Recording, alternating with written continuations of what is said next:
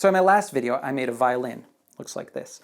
And it was a great project. I was really happy with how it came out. But it wasn't always smooth sailing. I didn't really talk about this much in the video, but there was a point about halfway through where I was convinced I wasn't going to be able to pull it off. Specifically, I didn't think I was going to be able to make a violin neck that would be playable. Long story short, I ordered one from China, and here it is. It finally arrived. So now I'm in a weird position. I've got this violin that's totally playable that I really like, and I've got this neck. So I'm going to make another violin. So the last time I did this, I was really careful and I made blueprints. It took actually 3 or 4 hours just to make the blueprints for the violin. Specifically, I wanted to have cutouts on my violin. By the way, these chunks of a violin are called bouts. This is called the lower bout, this is called the upper bout, and this is called the center bout. Anyway, the reason that violins have this very distinctive hourglass shape is because if you're bowing, you want to be able to hit this string and this string easily, and your bow needs to pass through this space. With my second violin, I don't really want to worry about that. It was a real nuisance to make this box, and 90% of the time I spent on this build was just trying to get this shape. So I'm going to make a violin that is only as wide as the narrowest part of a violin, and it's basically just one long, thin box. In fact, since this is really just a one-off experiment, I'm hoping that I'm going to be able to just find a box that's this width. So yeah, time to go out shopping.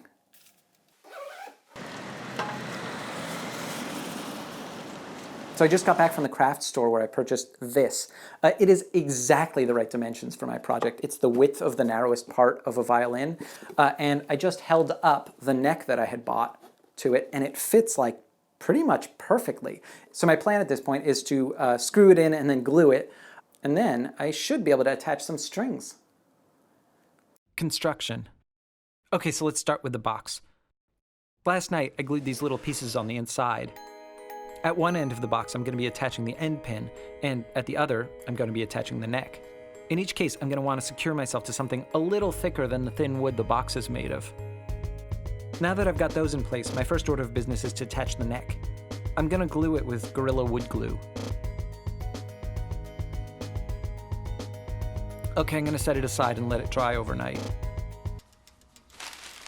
While I'm waiting for the glue to dry, it's time for me to take inventory of the parts I have on hand.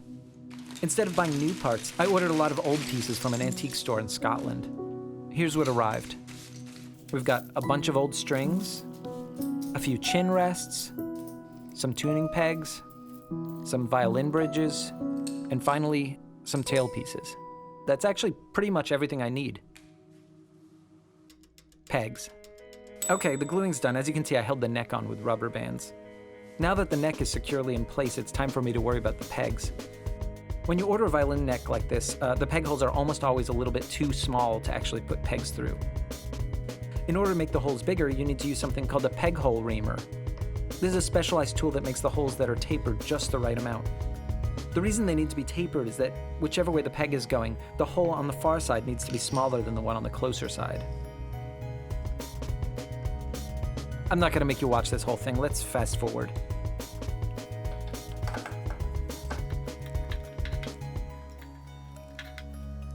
Sound post. Okay, I've drilled a messy sound hole in the center of the instrument. I didn't bother to take video of it. My next order of business is to put a sound post in. A sound post is a little wooden dowel that runs from the back of the instrument to the front. The point of these is they're supposed to A, provide structural support so that the strings don't just make the whole thing cave in, and B, they're supposed to transfer some of the vibrations from the front of the instrument to the back. Putting these in is a real nuisance. Anyway, I'm not going to make you watch me get the sound post into place because it's almost as boring to watch as it is frustrating to do. Suffice it to say that I did manage to get it into place eventually. Strings. I think it's finally time to put some strings on this thing. The strings that came in the mail are hilarious. Some are very obviously from the 40s or the 50s, some are more recent. Violin strings used to all be made of catgut. Now they're pretty much all man-made. These are mostly catgut.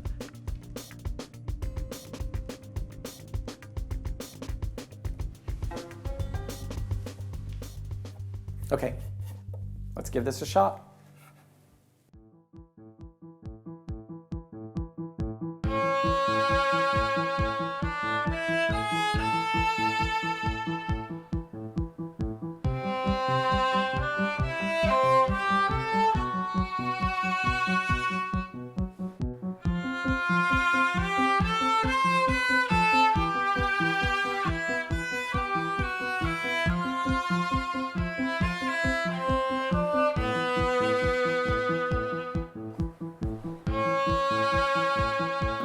Overall, I think this violin sounds amazing, like much, much better than the other one. I think the reasons for that are twofold. One of them is that it has a sound post, the other one didn't. Also, I just think that this box is just much more resonant. Part of that is just it has much thinner wood. Although I wouldn't say that it's good quality wood, it's definitely just plywood. Yeah, it's got a much sweeter, richer tone. Yeah, I'm super happy with how this came out. See you next time.